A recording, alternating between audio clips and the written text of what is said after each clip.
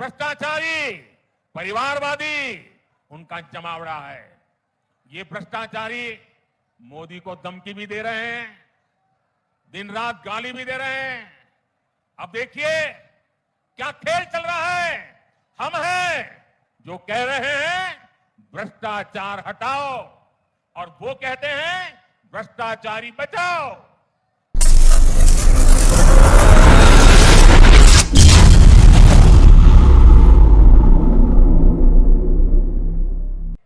तो हमारी सीमाओं पर नजर डालने की किसी की हिम्मत न होती, इतने बड़े सीमा विवाद न होता।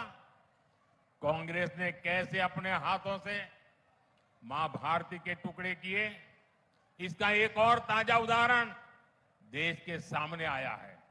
ये हमारा उत्तराखंड तो वीर माताओं की भूमि है जो वीर संतानों को जन्म देती है।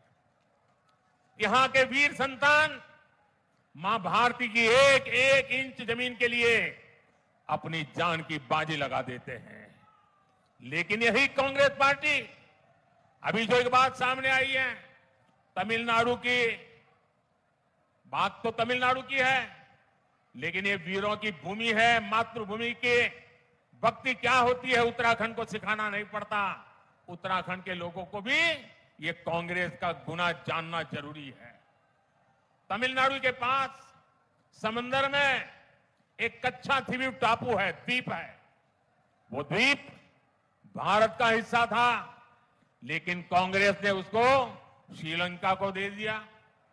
अब इस द्वीप के आसपास भी कोई भारतीय मछुआरे गलती से चला जाता है तो उसे गिरफ्तार किया लिया जाता है, जेल में बंद कर दिया जाता है। आप मुझे बताइए, ऐसी कांग्रेस जो भारत के टुकड़े करने के उनके नेता बात करते हो, जो कच्छ द्वीप को दे देते हो, क्या वो देश की रक्षा कर सकती है? जरा पूरी ताकत से बताइए, देश की रक्षा कर सकती है? क्या कांग्रेस देश की रक्षा कर सकती है? भाई और बहनों, कांग्रेस ने तो देश के सीमावर्ती गांवों को भी देश का आखिरी गांव मानकर वहां विकास करना बंद कर दिया था। ये भाजपा की सरकार है जिसने सीमा किनारे बसे गांवों को देश का प्रथम गांव माना है, वहां तेज गति से विकास किया है।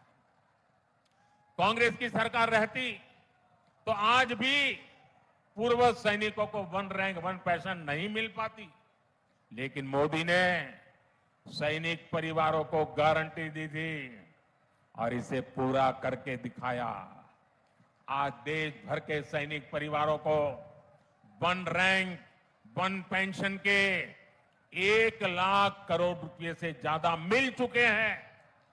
इसमें से उत्तराखंड के भी हजारों परिवारों को लाभ हो रहा है। इसलिए ही मैं कहता हूं, नीयत सही तो नतीजे सही। साथियों, 24 के इस चुनाव में अब स्पष्ट रूप से 2 खेमे बन गए हैं। एक तरफ हम लोग ईमानदारी और पारदर्शिता जनता जनार्दन के सामने लेकर के आए हैं, दूसरी तरफ भ्रष्टाचारी, परिवारवादी उनका जमावड़ा है। ये भ्रष्टाचारी मोदी को धमकी भी दे रहे हैं, दिन रात गाली भी दे रहे हैं। अब देखिए क्या खेल चल रहा है। हम हैं जो कह रहे हैं भ्रष्टाचार हटाओ और वो कहते हैं भ्रष्टाचारी बचाओ। आप मुझे बताइए, भ्रष्टाचार हटना चाहिए कि नहीं हटना चाहिए? भ्रष्टाचार हटना चाहिए कि नहीं हटना चाहिए? भ्रष्टाचार से मुक्ति मिलनी चाहिए कि नहीं मिलनी चाहिए? भ्रष्टाचारी जेल जाने चाहिए कि नहीं जाने चाहिए? भ्रष्टाचारियों को सजा होनी चाहिए कि नहीं होनी चाहिए? ये देश की आवाज है और मोदी आपकी हर आवाज को सुनता है और उसके लिए ताकत भी लगा देता है। लेकिन साथियों, मुझे कितनी गालियां दी जाए, कितने ही आरोप लगाए जाएं, मोदी इनकी गालियों और धमकियों से डरने वाला नहीं है। हर भ्रष्ट पर कार्रवाई जारी रहेगी। और तीसरे टर्म की शुरुआत में अब 2-2.25 महीने बाकी रहे हैं, बहुत कम समय बाकी रह गया है। तीसरे टर्म में भ्रष्टाचार पर और तेज प्रहार होगा, ये मैं आपको गारंटी देने आया हूं।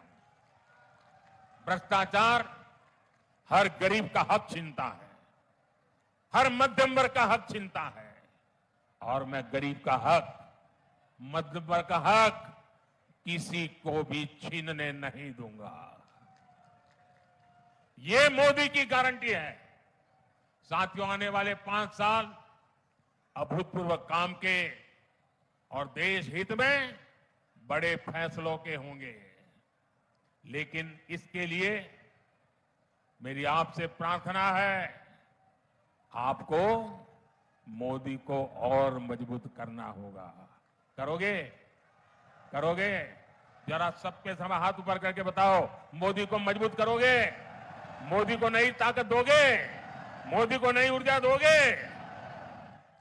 उत्तराखंड की सारी सीटों पर भाजपा को ज्यादा से ज्यादा वोटों से विजय दिलाने के लिए मैं आपसे प्रार्थना करने आया हूं। नैनीताल, उधम सिंह नगर से हमारे साथी अजय भट्ट जी चुनाव लड़ रहे हैं।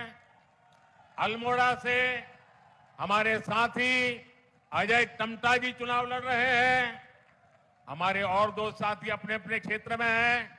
हरिद्वार से त्रिवेंद्र सिंह रावत जी, टिहरी गढ़वाल से श्रीमती माला राजलक्ष्मी जी, और गढ़वाल से भाई अनिल बलूनी जी। सभी को, इन 5 मेरे साथियों को जिता करके उत्तराखंड ये कमल दिल्ली पहुंचाए, यही मेरी आपसे प्रार्थना है। और इसलिए आपको याद रखना है, फिर एक बार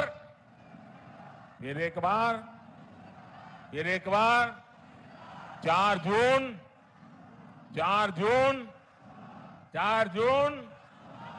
जून। अच्छा, मेरा एक और काम करोगे? मेरा एक काम करोगे?